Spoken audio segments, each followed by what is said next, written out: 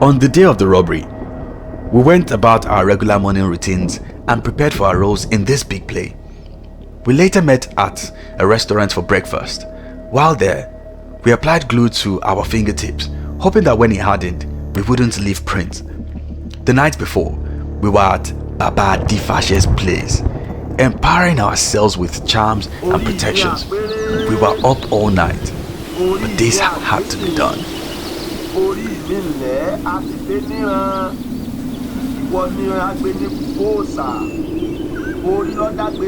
Guys, today na the day.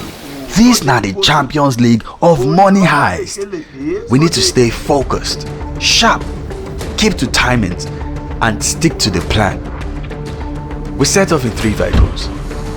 We had stolen 2 that morning. The getaway van was driven by Speedo.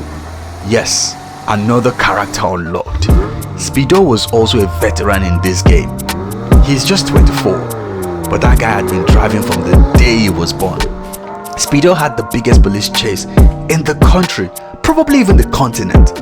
Just at the age of 13, after overtaking the presidential motorcade with his dad's Porsche, just for fun, unprovoked, he came out uncaught and without a scratch.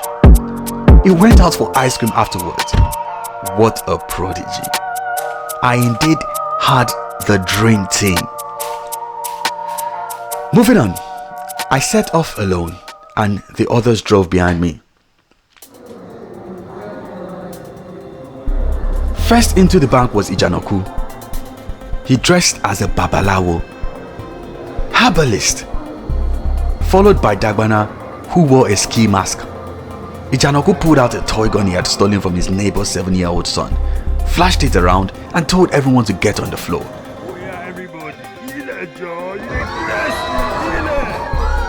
This was a robbery. This was really happening.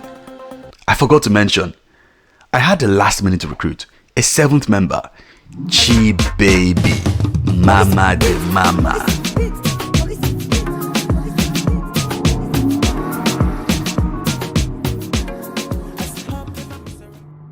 She drove one of the stolen cars to the garage door under the bank. Toby and Chi Baby carried some tools into the bank, shut and locked the garage door and used the car to barricade it. I was on back outside in one of the stolen cars. I parked alongside the bank and put the flashers on to create the impression that this was the getaway car. This was to serve as the distraction plan for the cops. I then walked into the bank. I wore a baseball cap and a ski mask pulled tightly over a long blonde wig, plus sunglasses.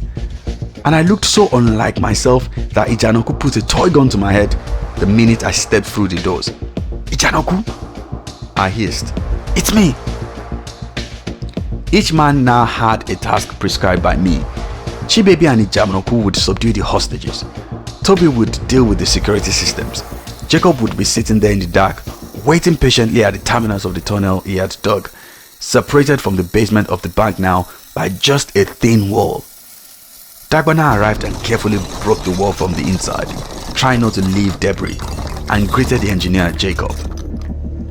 The game was on. We started freeing up some hostages to serve as proof that we are good people. I mean, we are good people.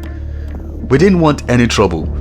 We also wanted to make the cop feel as though they had a panic gang surrounded. I was on the radio with the police. I told them that we didn't want any gunfight. I warned that we were fully armed. A complete lie. I'm prepared to shoot our way out. I was bluffing.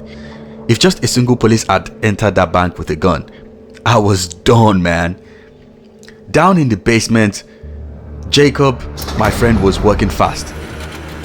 I had given them 2 hours to empty the safe deposit boxes. It took Jacob 20 minutes to assemble the power cannon. And then my guy was opening the safe deposit boxes like bottles of champagne, popping everywhere. Dagbana and I began to stuff the money into the bags we brought. We started to hoist up the bags to the elevated side of the channel that led to the getaway van, using a pulley system Jacob installed a few days before. Speedo was there waiting for us. We then pulled up the ladder, leaving no sign that this channel, of the dozens along the pitch black canal, had been the escape route. When the special forces team finally stormed the bank, we were watching it live on TV while counting cash and eating small chops.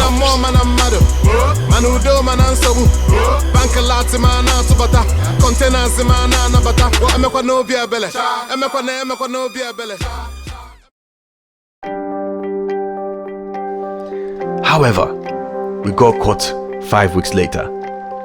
Ijanoko had been unfaithful to his wife, but this particular dalliance had apparently been too much for his then wife, Sade, who he claims alerted the cops to his role in the heist and to the fact that he was making a run for it with his girlfriend. Dagbana swears he wasn't. Before long, the cops were pursuing a tip that Ijanoko and some friends were the Lagos Greenland gang. The rest, they say, is history. We were tried in court and all got our time. I was sentenced to 7 years. Ijanoko and Dagbana got 10 years as repeat offenders. Jacob got the shortest sentence, 25 months. After doing my time, I relocated to Cape Verde, running my own restaurant. Do I regret it? How can I? Was it perfect? Yes! It was a work of art.